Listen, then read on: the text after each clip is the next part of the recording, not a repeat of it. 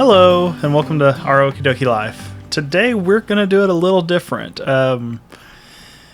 Really, it's just hot outside, and we've already gone through a whole set of clothes from sweating from trying to do a quick little project this morning, and we just don't really want to go back out there. We have plenty of stuff to do. It's just really hot, and don't feel like doing it. We have the work week coming up on us, and we're just kind of trying to get mentally prepared for that. So. Yeah, no point in wearing us out before we have to start our job we get paid for. Yeah. So today we're just going to do a podcast of sorts, and even though our brand is not geared towards podcasts, thought it might be a nice little change of pace instead of just a quick little what we're doing in the garden or something. So, yeah, I think what we decided we were going to kind of talk about is why we do what we do in our day-to-day lives. Yeah, because outsiders looking in may not. They may think we're tinfoil hat wearing crazy folk that just live out in the middle of nowhere, and we probably are. But we have a reason for doing what we do, and it ultimately boils down to self-preservation. I mean, for the most part, yeah, self and family, But if a self-sustaining life, yeah. There's multiple aspects of it.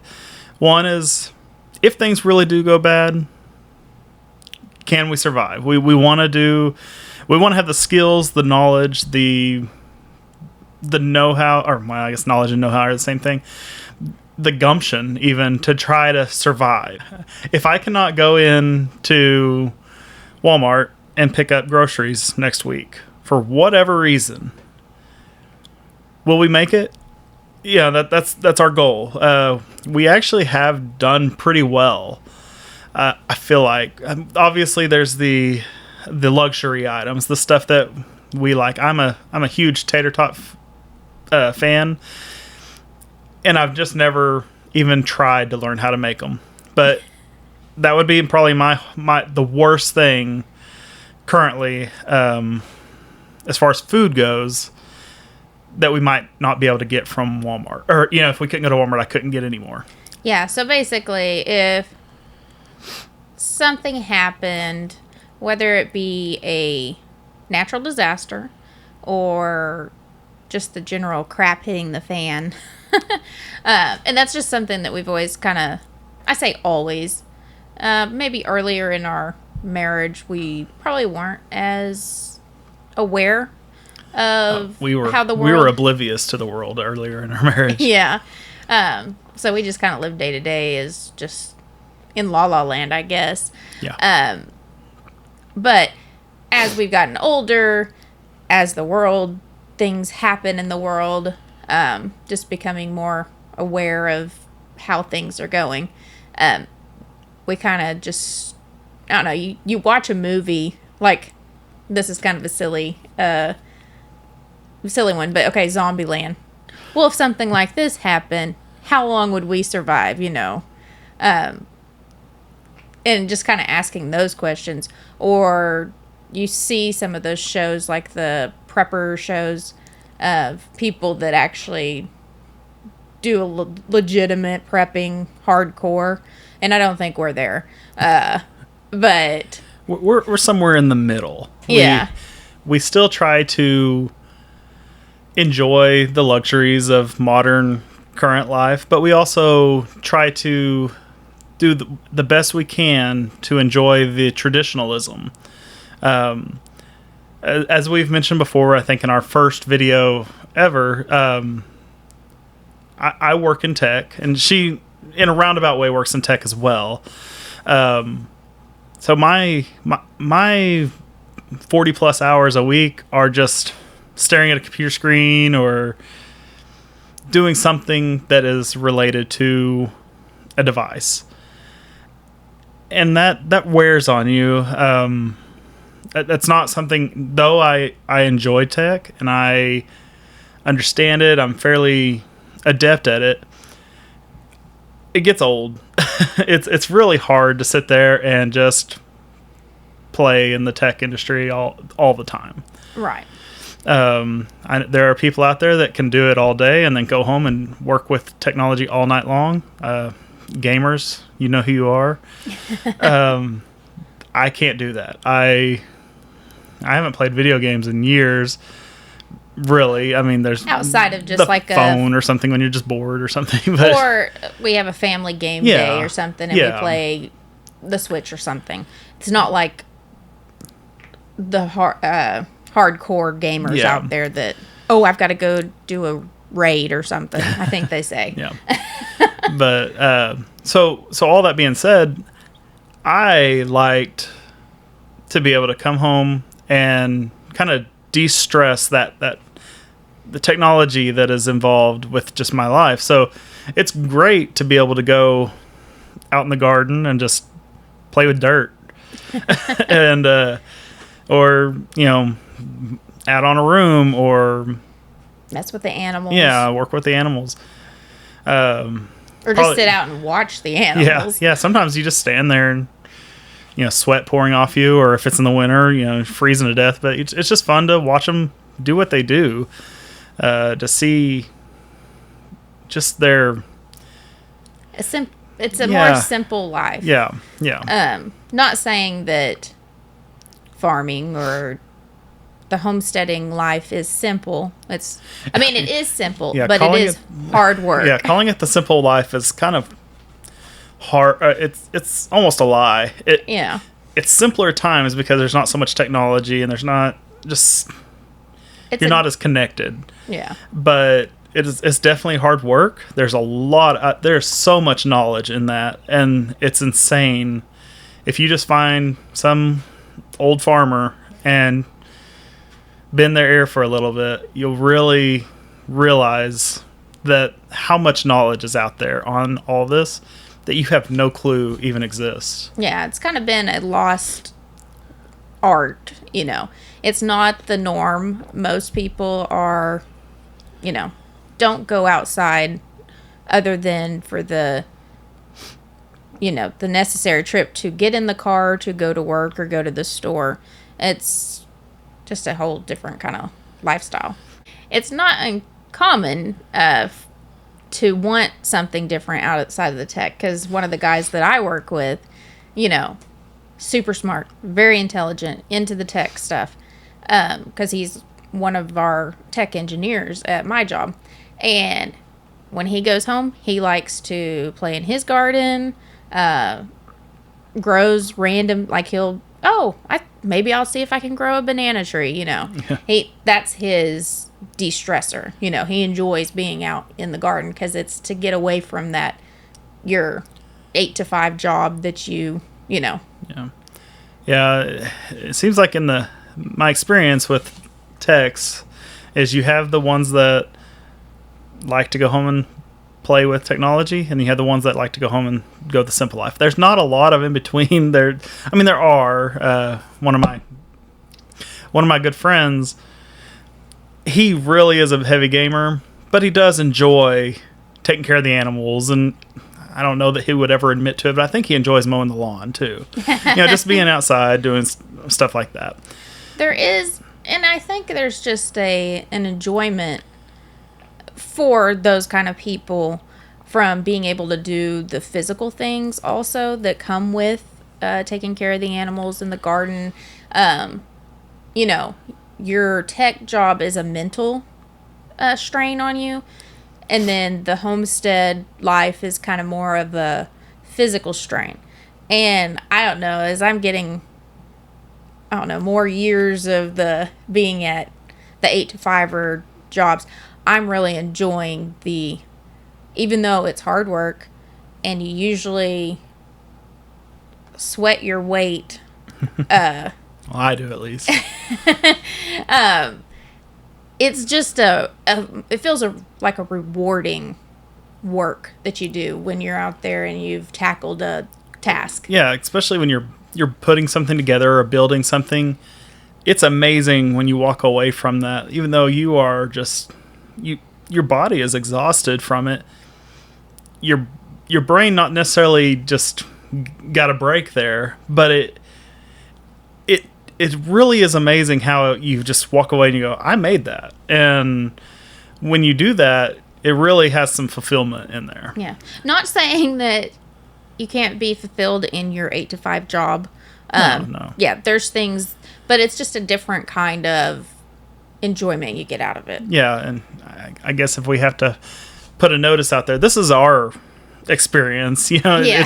It's not saying there's anything wrong with somebody that does go work their 8 to 5 job, go home, play video games, or continue working in tech.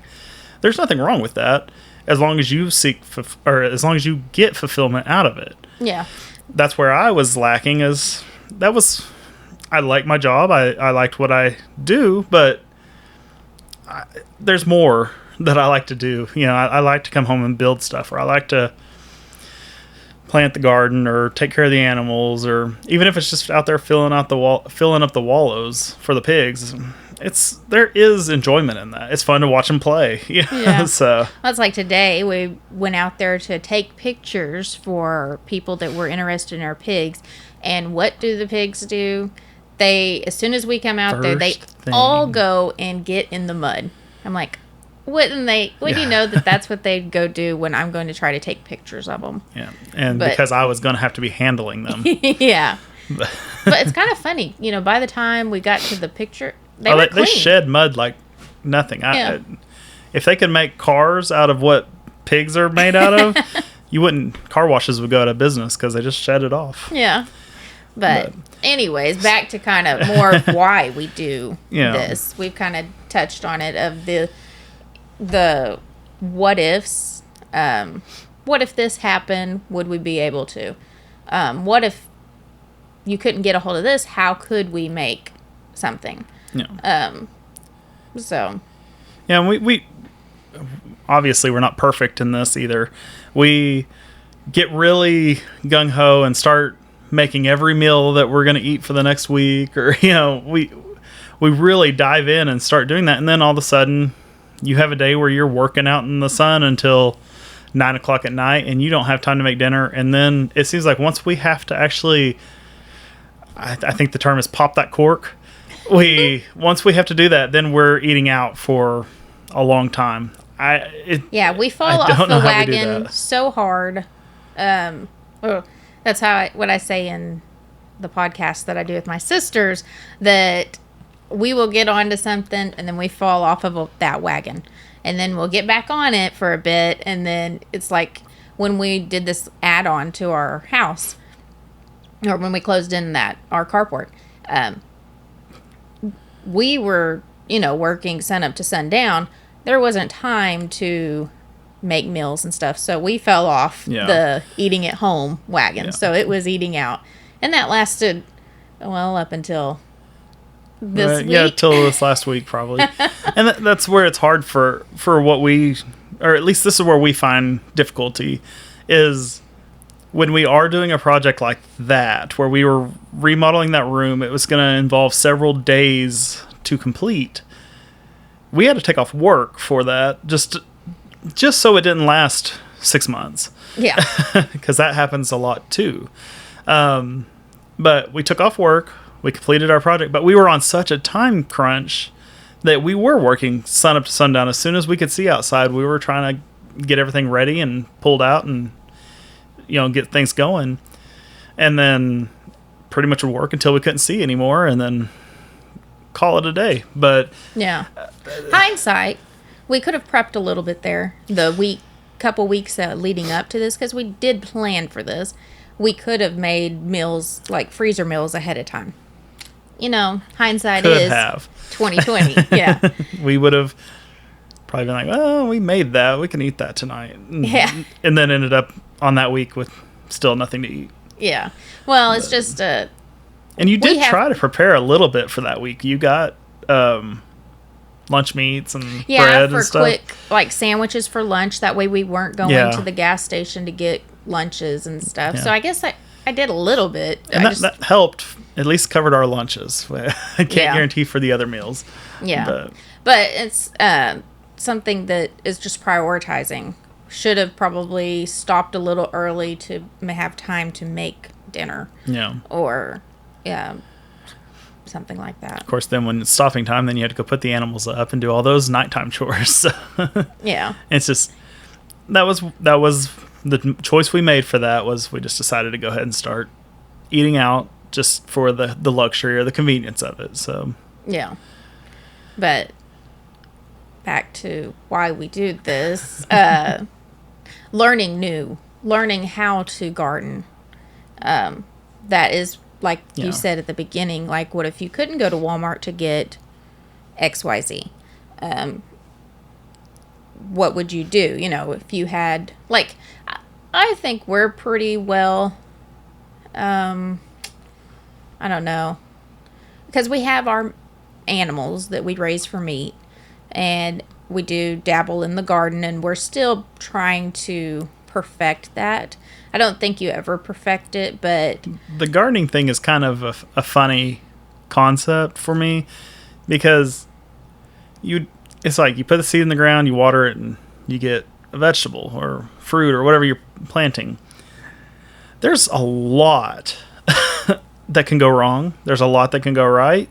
There's a lot of things that you need to handle it this way or that way, and there's no way that you could convince me that you can become even hardly an efficient gardener in 1 year or one season. Yeah. I think it's something you have to practice. Yeah, I think it takes multiple seasons. I grew up with a garden. Of course, when I was younger, I didn't really care too much about it. I mean, I enjoyed going out there, sticking your toes in the ground and watering the plants. But it wasn't just something that I was like, ooh, this is fun, you know. But I was a kid, so I don't know, different. But it is nice watching the plants grow, and then when you get the produce that it's like, oh, I've got a bell pepper already, which is kind of funny because we're not big veggie eaters. Yeah, pretty much everything we're getting right now is not something that we eat a lot of, except for in processed forms like tomatoes. We like tomato sauce or salsa, but we don't just eat a tomato very often at all. Right. Yeah. Like the Anaheim peppers, I'm not going to just go eat that, but I cook with a lot of green chilies. Yeah. When I cook. I don't know if we've said it, but Brett does most of the cooking most of the time. Now I do, like when we do prepping for the week, I will, make casseroles and different things. She's the casserole queen. Yep. So I like to throw it all in one pan and be done with it. But that's a skill that we try to learn more on, gain more knowledge. Like last year with the garden, it did awful. Yeah. But it did awful across the board for multiple people because it was so hot. We went from torrential rains into excessive heat. Yeah. And it pretty much was flooding, and then the second the rain stopped, it was over 100. Yeah. It's what it felt like. Yeah. I don't even remember what like the records were, but it was hot. And tomato plants did not do very good because that was last year. I was like, this is the year I'm going to learn how to can. And I mean, I guess I could go buy stuff to do it, but I kind of feel like I need to produce the produce to preserve. And you don't have to. You can go purchase that stuff and then learn. And maybe that's what I should do. Just that way. Maybe what we're doing this year too, because we're a little behind. Yeah, we got behind. That's life. Yeah. But it's just, that's another skill I want to learn is canning and preserving. And why would we want to learn a skill? In my opinion, just learning the skills. So my note here is like, why do we learn these new skills for us, but they are ancient? You look back, they survived. And even when times got hard, they knew how to, use their resources to make food that would last them all year long. Because obviously your growing season is relatively short when compared to the year. So it's hard to think. I still can't quite grasp how they did it. But what I have in my little garden has to last me 365 days. And I don't know how to make that happen, honestly. I don't think maybe we need a bigger garden to actually do something like that. But right now we're in the baby steps phase. We're learning. If we plant our garden here, it works really well. If we plant it here, it floods out and it doesn't work. And we're learning how to handle that. Yeah, because we did a couple in-ground gardens. Yeah. Over the last couple years, and then this year we had intentions of doing an in-ground garden in addition to our little greenhouse that we built. We didn't get to the in-ground garden this year, but we have stuff in the greenhouse, and it's doing really well. Yeah, and we may not be too late. We're probably gonna try to poke some holes and put some at least okra out there to see if it'll grow in this heat. I would like to try to grow that, but we're really late in the game on that. Usually by now you at least have a little bit of a plant, even if you haven't picked up any produce from it. You have a plant sticking out of the dirt. So yeah, but yeah, but okra loves this scorching, disastrous, nasty heat. It did not like last year's heat. Because our okra plants got 3 feet tall, I think. Yeah. Which is not normal. Yeah. But I think partial last year we kind of discovered that where we had our garden, the drainage wasn't and stuff. the best spot. It's kind of on a slope, and it just kind of allowed, whenever we did have rain, which was rare at the time, it just pushed that dirt around underneath the plants. So right. Believe it or not, back during World War I and World War II, the government actually promoted the population to make gardens. They called them victory gardens. And this was because supplies were limited. You had your manpower going overseas to war, and they requested, get in your community, raise gardens together, put them in the parks. That way everybody had food to eat during the wartime. And that's not something that they would recommend now, because that would be you taking care of yourself. And that's that might get a little too political. Yeah, that's putting our tinfoil hat on there a little bit. But yeah, no, that's a great point, and that's something that eventually, if things go bad, we may have to bring that back. Bring back the victory garden. Yeah. Because it's. And that was a victory garden was your main ingredients, not the frou-free stuff. It was your tomatoes and your peppers and cucumbers and different things. It wasn't like, oh, I'm gonna grow I don't even know, something fancy, so I'm not even going to pretend to. But it's just one of those, a skill. Yeah. So yeah, I guess we're kind of getting, we're hopping all over the board here, but so that is kind of covering why we're still trying to learn old skills that are new to us. I don't know the best way to even say that, but because they're new skills for us, and they're actually new skills for most of our society now. But yet they're hundreds of years old because they work. Right. So, another one is the fermenting. Yeah. Which is preserving food, and that's something that I'm trying to learn this year. I don't know. You try to learn everything. It's hard to get them all straight. But I took a class, as y'all know. We went to the Okie homesteading event and learned how to make sauerkraut. And I love it's that. very good. And it was so easy to make. Actually, this weekend I made another jar of it because we're almost out of it. But fermenting foods Yeah. has been around for a long time. Like, longer than, the World War One and World War Two. Just because it seems like it's a fad right now, it's not. It doesn't mean that it hasn't been around for hundreds of years. Yeah.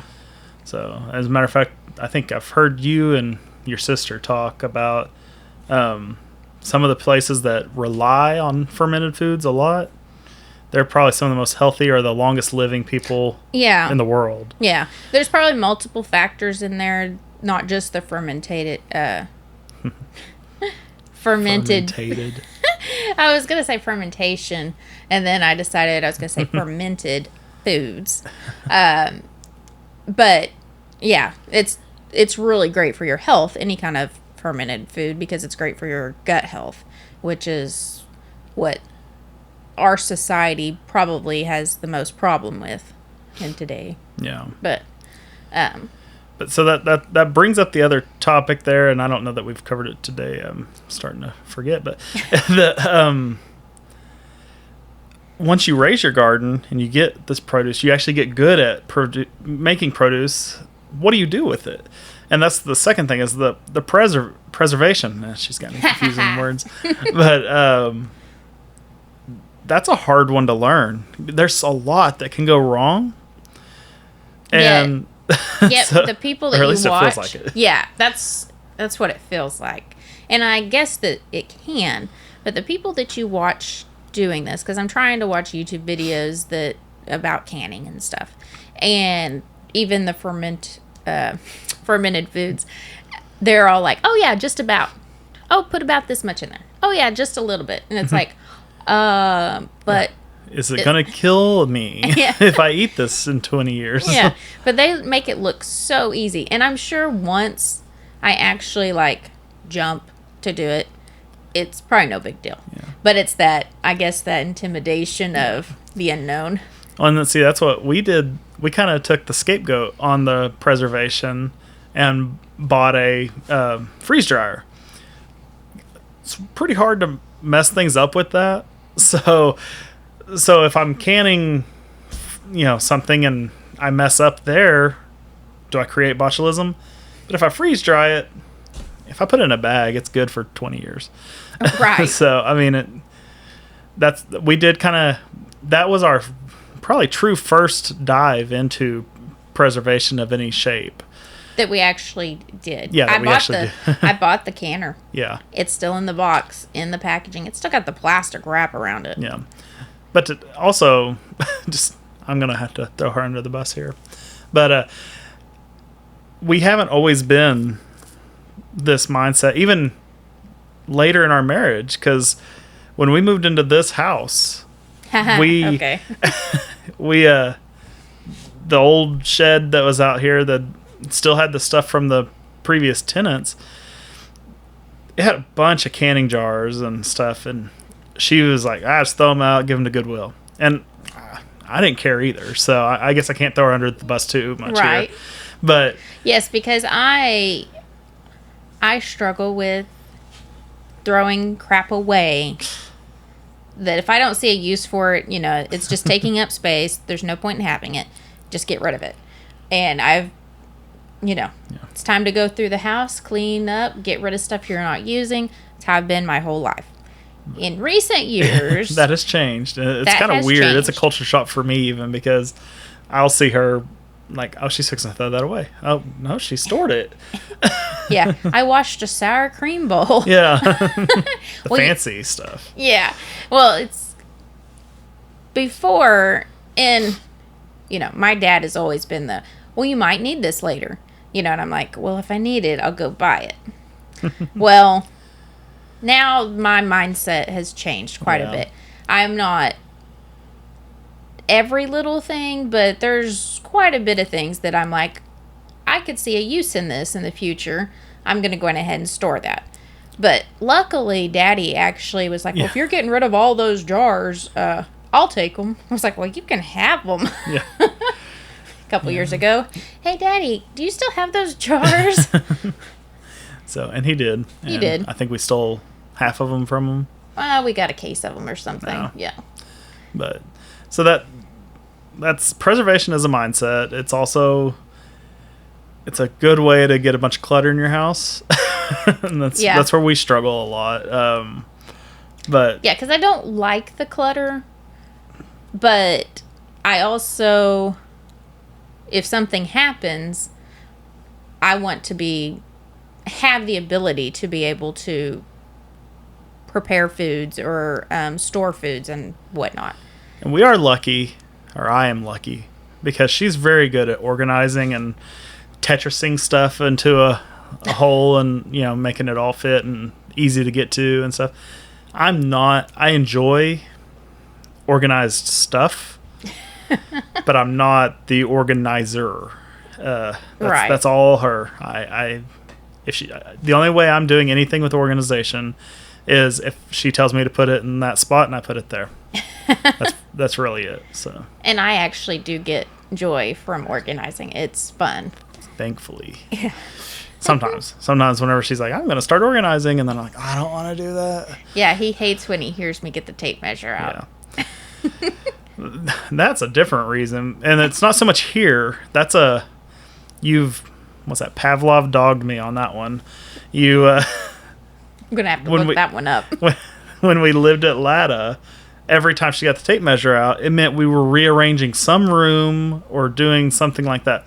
Now it's more or less she's looking for a shelf or something, but we're not moving a couch from point A to point B every time. Yeah, it's less of that here. Here it's more functional than just feng shui. Yeah, and so that's a great way to put it. So I like it. I don't mind it as much, even though I know it still usually work for me. I don't mind it so much. Yeah, but, I think we've covered plants and kind of why we do, or we at least hint at why we do things. Right. So why did we choose to raise animals? I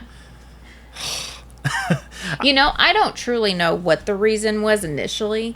Because we bought I do. this place. But go ahead. Okay. Well, we bought this place, and this was our third property in our marriage. And this one was the one that had the most land. And I think I don't know, we needed to put something out there. Daddy already had cows, so we didn't want to copy Daddy, I don't think. I mean, Daddy had it already covered. Yeah. So I know what we got was goats. Yeah. But I don't know what made us, So we started this at our other house, the second house. We started the process. We just didn't get any animals before this house came up for sale. I started building little gates but fences and stuff, and I was ready for the goats. Yeah. Ultimately, I think this stemmed from I found enjoyment in working the cows, and I like pets. I like dogs and stuff, and she's not as much the pet person. Yeah. And I'm going to get a lot of frowns probably. Yeah. But the goat is the dog of the livestock world, the ruminant dog. At least we thought so at that time. Well, I mean, they still were. Yeah. I mean, they still follow you around and steal your tools and all that fun stuff. They just are really hard to keep alive for us in our for the way our land kind of runs. Especially at that time, all of our goats were in what we call field 1, which is at the bottom of the hill. So all the water, anytime we got rain, came from field 3, went through field 2, and then ended up in field 1 and just kind of pooled there, creating a worm disaster for us. Yeah. So that was and at the time that was the only field we had. Right. Yeah, because we didn't really even have fencing completely. Yeah, I think we had the goats and had to finish the fencing like that next weekend after we got the goats. Because we came across, I think, 4 of them. Yeah, it was 2 nannies and a couple kids. Yeah. And we're like, well, let's just do it. Yeah. Because that's kind of how we roll. Yeah. And if we don't jump in, we never do it. So yeah. Well, and then we wound up with, was that our first goats? Yeah. So was the pygmies after those? Oh, yeah, that was way later. Okay. You see, you have a better timeline than I do on some things. Yeah. But So we had the Nubians, which were like pets because they had the big ears and came to you every time you came outside. And yeah, they were. I mean, I loved them. They were a lot of fun. I still get a wild hair every once in a while and want to go buy some goats just because I really enjoyed having them. And we tried last year, the year before, something like that. And we had the exact same results. They died within a couple months, probably. Yeah. And that's when they burst my bubble, and I gonna, no matter what I tell myself, I'm gonna quit trying to get goats. When we had our goats, at some point there, we were at an auction looking for more goats, and her dad bought some sheep, and he left them in with our goats, and they just all ran around. And as we were burying goats, we noticed that we didn't even have to touch the sheep. We never even had to worm them at the time. And they seemed more hardy than the goats. And so as time progressed and we were burying goat after goat or selling them if we were lucky. Right. I was like, we're going to have to change this up. And so we started buying sheep. And I think we even bought those sheep from your dad. And they decided they didn't really have as much interest in them and stuff. So, that's how we landed on sheep. I still have no clue how we got pigs. I think she hypnotized me. I did not want pigs in the beginning. I thought it was just going to be a huge mess. And they are. They are. They're super... In all honesty, I think they're really easy to take care of. At least ours being the... Grazing pig. Yeah, of the IPP standard and grazing. Even the ones that we have bought as feeders are more or less IPPs, just with a little bit of different bloodlines. And they still have some of the, like the Kuni and... I think those was... Hereford. The Hereford, mixes and stuff. Duroc in there. Yeah. Whereas the IPPs do not have the Hereford. Yeah, they have the... Can't remember what it is. They have something else in them besides Hereford. Which IPPs are Idaho pasture pigs, if you're not aware of that. They're a really mild-mannered grazing pig, and they get to butcher weight pretty quick. And so they're ideal for homestead applications. Yeah, because they're a smaller pig. Yeah. Your normal pig you would see at the Tyson JP hogs Porter or whatever. Those are 800-pound pigs, and these get 350 to 450 depending on if it's a gilt or a boar. Yeah. Or a sour boar. So they're a lot easier for an individual to handle. Yeah, but. Back to the story, I was saying no up until the day we were in Oklahoma City in our van with a cage in the back. Don't know how I said yes to any of this. He obviously had already said yes, because we wouldn't have been there. Maybe. But yes, he was very against the pigs. That was one that I had to really work on for... I talked about it for several months. Pretty much from the time we found Kevin and Sarah on YouTube. Right. What is their Living Traditions. Living Traditions, yeah. Because they made them look fun. But anyways, nonetheless, I hated the idea of it until we got them. And now they are my absolute favorite animal. Because they're bacon creating dogs. Yeah. And they are like a dog. Yes, they are. But they're so fun. They're so intelligent too. We were talking about that earlier today. It's really weird to look into the eyes of a pig. I don't just sit there and I have the Walker theme song coming in the eyes of a pig. Yeah. But it's the really unsuspecting bacon. Yeah. But it's really weird. Because we're used to sheep, so we're used to square pupiled animals. But when you look into the round pupiled eyes of the pig, which should look a lot like a dog's eyes or something in my mind at least, totally different though. There is complete intelligence behind those eyes. Not that dogs aren't intelligent. Yeah. They're just different. Yeah. So I don't know. They're very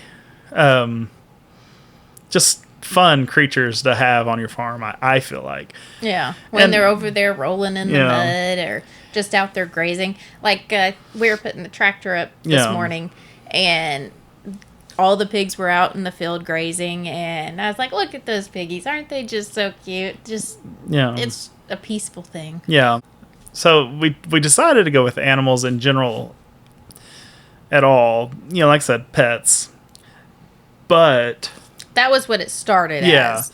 As we've progressed past, I think, the sheep. Yeah. After the sheep, it kind of became just a money making thing at that point. We were trying to see if it could produce something for us. Yeah, and obviously we're raising commercial hair sheep, so we're not making wool or anything like that. We're just ultimately breeding them to raise them and then usually auction them off or sell them to an individual farmer. But they're mostly meat purposes. Right. Even though we have yet to eat sheep. Somehow, though I said that goats they die on us all the time, we do lose sheep from time to time. As soon as you designate that sheep as that's the one we're going to raise up for butchering. Yeah, that's a death wish, and it's death prior to us. Yes, processing. Yes, I guess that makes sense. But it's kind of wild because they'll do really well until about the week before we're ready to go and process them, and then all of a sudden they just can't do it anymore. Yeah, and they leave. Yeah. We have had more success with the pigs. Yes. Generally once we get the pigs past maybe 8 weeks. 4 weeks probably, honestly. Yeah, we tend to not lose them after that, and they're just real hardy. Yeah. Knock on wood. Yeah. They're really hardy animals. And because they eat everything, they can take care of themselves almost if we don't get them fed that day or something, because they'll graze it out. Yeah, they still need at least grain in the summer, but they are. I feel like they're a little bit more of a sustainable. Animal. Yeah, if we couldn't feed them, they could probably survive on the field. It would just be a lot slower growing. But it'd have to be hay and stuff in the winters, but it is frowned upon. Yes. Yeah. We've never tried. I know that if that was the case and we just could not get feed anymore, we might be able to survive on them, make them grow off the land with the hay and the grass. Yeah. But the reason now for having the animals is for food for full freezers. Yes. And then with that comes another skill, is processing the meat for ourselves. Which is one also I had no... I won't say I didn't have interest. I just had no knowledge of it. You go to the butcher store to get your meat. You don't make it at home. And that was kind of a hard one to get through my head as well at the beginning, because I think we just started dating and I went hunting with them. And I don't know if it was my first time ever hunting, but if it wasn't, it was my second time hunting ever. And, they took a deer and we hung it and, took the skin off and everything and field dressed it. Everything. And I was like, that was just wild to me. I couldn't even comprehend that. I was like, is it even clean or safe to eat at that point? And then, obviously it is. Poor little city boy. Yeah, I was cityfied, and it didn't come from a store, so I didn't know if it was even good to eat. Because I think it's just the world we live in. It's frowned upon, kind of, to some degree. It's just not the normal for you to be able to process your own food. So it's hard to get past that sometimes in your mind. Yeah. But once I finally got past that, I love it. That's probably one of my favorite things is to take that and make it into meals and, something we can eat. Even if it's just grind, which is a lot of what we do because that's what we use the most. It's not because of... It's a little because of lack of skill, of butchery skill. But as far as, like, the pig goes, yeah. Because we haven't got there yet on knowing the different cuts. Yeah. But we don't typically go out for pork chops anyways. Yeah, and so I know where to keep the tenderloins, and I know pretty much where the hams are, and, the Boston pork, the Boston butt, or whatever it's called. I know how to get those in general, and we do tend to keep the Boston butt, and we do tend to keep the ribs, obviously, and then the tenderloin. Yeah, what is where the barbecue's made out of? The butt, the pork butt. Is that what? Yeah, pork butt. Yeah. And then after that, we pretty much grind everything else. I know you're losing some really good cuts when you do that.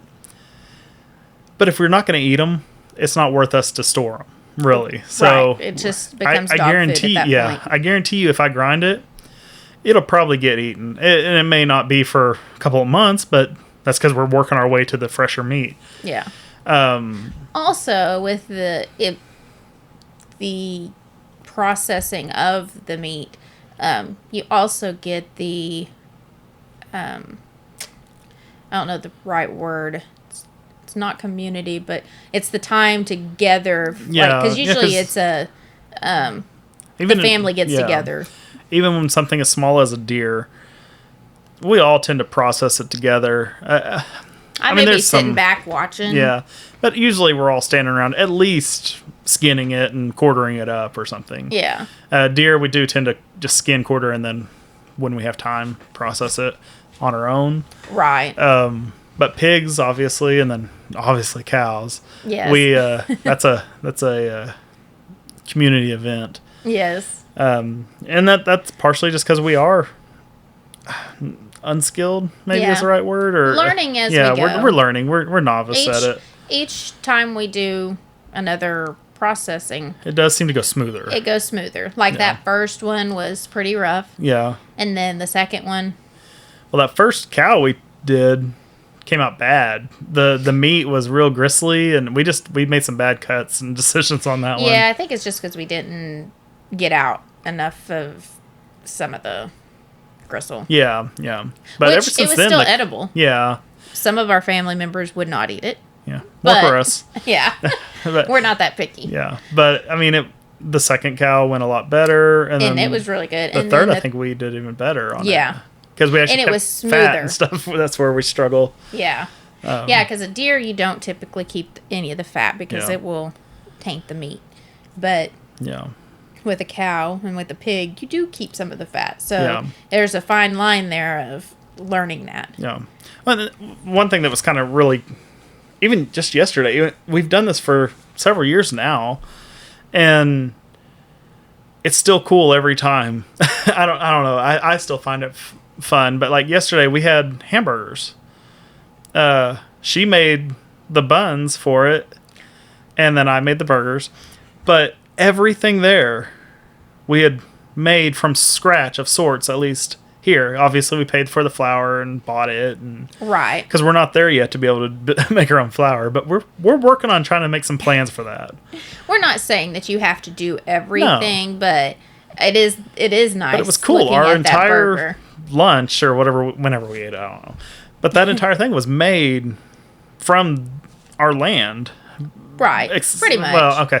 The meat was made from our land. The buns were made from scratch, though. I mean, that was flour, yeast, all that from here. And the ketchup too. Didn't you have ketchup on there? I know you had ketchup on mine. Yeah, I don't think I put ketchup on mine, but mine. I made the ketchup, and that fermented ketchup, and it was really good. It's really good. I don't know that I ate it yesterday, but it's really good. Yeah, you had mayonnaise. That's right. Probably. I remember seeing that. I did not make that. It's something I'm going to learn to make because it looks like it's fairly easy. So I think we've rambled on. got why we raised animals out there pretty well. Yeah. The last thing I had on our little to talk about list was why do we do as much as we can without traditional professional help? Like, why did we manually do all the add-on, and why do we try to build everything out there? That's kind of a there's two things. Two answers. One, it's expensive to pay people to come out and do that stuff for you, and so your money, your dollar goes a lot further if all you're doing is buying lumber and nails, and then you go out there and cut it and put it together. For two, it's a skill that I really enjoy learning. From our first house, we really, that house we tore pretty much down to, it was almost Just studs studs, on, pretty yeah. much. Studs. Roof was completely gone. Yeah, and I wouldn't say I was just like terrible at stuff, but I was novice again. Because I'd worked with my dad growing up, and he worked on rent houses and stuff, and I got to learn a lot of the handyman stuff, and my dad was really good at that and everything. But like, then when we actually did this was almost another level, and not that my dad didn't do that back then, I just maybe didn't witness it. I don't know. Yeah. But this was like a different level of it. This was standing a house up. Yeah. Practically. It would have probably been easier for us to have stood a house up because nothing was level. Yeah. When you're starting from an old existing house, yes, nothing is square. So it is 10 times harder than just starting from scratch. Yeah. So, but we've done it 3 times. Yeah. You get pretty good at making a crooked wall. Yeah. But so that's where I really got introduced, and her dad helped us a lot on that, and my dad too when he could. But we just kind of because he helped do the trusses on the roof. I mean, we rebuilt that house with her dad's help and her brother's help. Now I had experience with this because we built on a room and a carport to the house that I grew up in. So the carpentry stuff, I was used to it. Yeah. But obviously I helped Daddy, so. Yeah. So that really kind of opened my eyes to enjoying electricity, like working with electricity, doing plumbing, and then carpentry as well. Honestly, I've never thought I would be the person that would like all that stuff growing up. Whenever I had options to go to the Votech and stuff, that was all as far from my mind as possible. And then I just kind of got thrown into it out of necessity because we couldn't live in the house the way it was. And I ended up really liking it. Obviously, those are skills you don't just magically overnight become an expert at. Yeah. But so that's why I like to do so much on our own as much as I possibly can, because that's how you grow your skills, and that's how you just become better and more efficient. Because I could, knowing how to put a couple pieces of wood together and make a wall is a lot different than knowing how to do it right. How to do it the right way or the most efficient way, and that really makes a huge difference. And so just every time you get a chance to get a little better at something like that, it really helps in the long run. So. And it's so funny because you do, or I see the enjoyment you do get out of like working with wood and building stuff, even if it's not building a house or whatever, even just making the ornaments for me at Christmas for our Christmas party, and just maybe that's just your excuse for getting another tool. Oh, I can help you make this. Yeah, it's a little bit of both. Yeah. But no, I do. I really enjoy getting to do stuff like that, and like when I get to play with electricity, and which isn't crazy often, but I like to know what I'm doing. Yeah. And I'm getting more and more comfortable with it every time I get to do it. Yeah. Oh yeah, since the time we got married to now, you've learned so much. Yeah. I mean, it's probably bad of me, but I know at the beginning it was like, well, maybe we should ask Daddy how to do this, Yeah. and And there's still occasions where I ping her dad about that, because it's about stuff. It's whenever I'm getting to the point of I'm going to have to deal with live wires here, and there's a lot of voltage going through them. I want to make sure of a couple of things before I actually dive in on that. Yeah. So, And then like welding, like for our carport, that's going to be welding. So you don't have as much experience with that. It's something you want to learn. Yeah. But it's just all those little skills that add up to makes you a useful person. Yeah. I think I'll keep you. Yeah.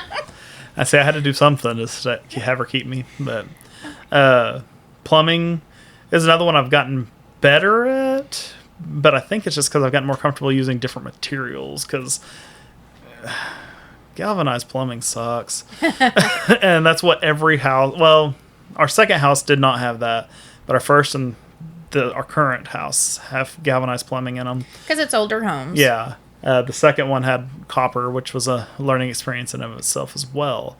But I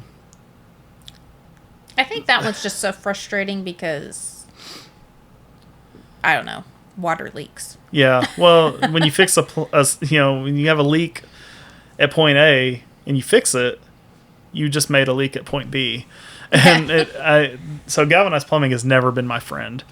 Though I can do it, I don't like doing it. So the one I've come up with recently that I really enjoy is PEX. I got pretty good at PVC as well, just throughout having to plumb our other house, our second house, from the meter and just all that. So PVC is a good one for me as well, but the PEX has really been a game changer. It's awesome. Yeah, he loves that. He's like, oh, we should redo our whole house. I'm like, I really want to redo our whole house in PEX. But we also just did the shower a couple years ago now, I guess. But yeah, it's like right after we did that, I decided I really liked PEX. And yeah, like that. This is a fine time to decide that. Why didn't you do it before? Should have done it then. But so one day maybe I'll get the wild hair and crawl around under the house for a week. Yeah. But again, we try to do everything we can, be it carpentry, be it preservation, or butchery or any of that stuff. We try to do it ourselves, and that's a broad term of ourselves. That's the commutative, or the community ourselves with, using family, and or friends that just know more about it than we do. Yeah. But I feel like you can't go wrong learning new skills, especially when there may be a day that you can't get a plumber out or something, and especially stuff like that. The plumbing, having a little bit of skill or knowledge of how a pipe connects to another one is almost essential for home ownership, I think. Yeah. Because like our friend, how many times has he had to fix a water leak? Yeah, and how many times have we had to? Yeah, and because you get these water faucets that are not made like they used to be made. But I mean, and then that's the thing. You never know. Water leaks don't care if it's Christmas Day or, if it's a Sunday. Plumbers do, though. they like to let you know it and it gets reflected on your bill. Yeah. Just a little bit of knowledge could save you. And you may not even know how to fix it completely, but it could maybe get you to a stopping point to get somebody that can. Because it could cost you more money if you're not able to do that little. But anything we learn, just learning something new, a little something new every day, just I think improves your abilities. So, but I think we covered everything that I wrote down today so far. And, I was winging it. Well, yeah, I spitballed my topics anyways. But I think we're probably good for now. And I would say she's got more one to say. thing. Maybe ask yourselves if you watch Zombieland or you watch, what's another good one? Day After Tomorrow, is that one? Oh yeah, Day After Tomorrow. That's a good one. Because that's environmental. Yeah. Like that. Any of those, not even dystopian, but just catastrophic event movies. Yeah. If you were in the situation of one of those movies, Zombieland, that's probably not gonna happen. But change it from zombies to right. But if something happens, how prepared are you? Would you survive? Do you have any kind of skills to help you survive? And is there something that you could work on to make you be able to survive? I don't know. It's just one of those little questions. But just pick up, even if you're just picking up a book to help you through just some skill that you're looking at, preservation or electrical, plumbing, DIY stuff. I don't know that we recommend exactly the electrical, just anybody going out and obviously you need to be supervised. Yeah. I've been shocked plenty of times. It doesn't hurt that bad. No, don't cause problems for yourself. Be cautious with everything you do. But I mean, there's books out there on everything. Yeah. And books, physical paper books is a great thing to have on hand, just for a reference guide. Yeah. If your internet goes out and you need to learn how to fix it, Google can't tell you. Right. So, just like the other day when our dog ripped our internet cable out of the wall, because I have knowledge of that, because I'm in the tech industry, obviously, on that part. But because I have knowledge of that, I was actually able to fix it without having to wait around for a technician to come out. Yeah. And obviously there's books out there for that kind of stuff too. And that's a kind of a silly example, but it's it's a real life one that we experienced the other day. Because had I not been able to fix that and get us back up and running, which I mean we do our videos, I pay bills. Yeah, for our entertainment, just anything. We kind of have come to the point of reliance on internet, at least in modern society. Yeah. Somebody would have had to stay home from work to meet a technician here to get it fixed, and who knows how long that would have been. I'm sure you would have got the line, we have a technician scheduled between the hours of 8 and 5. Yeah. And if our internet service provider is watching this, we love you guys. Y'all do a great job, but that's just the nature of the beast. Yeah. So. Yeah. Also, just reading fiction. I mean, I'm not going to say that it's this is how you do it or whatever, but a lot of those books at least give you insight to some of these situations. Some of those authors have really thought this out beyond anything that I could ever even comprehend. And real or not, there's a level of logic there that needs to be addressed or to be considered. So yeah, there's certain life application there. Yeah. I could recommend a book. 1 Second After by William Forster. Is really good reads.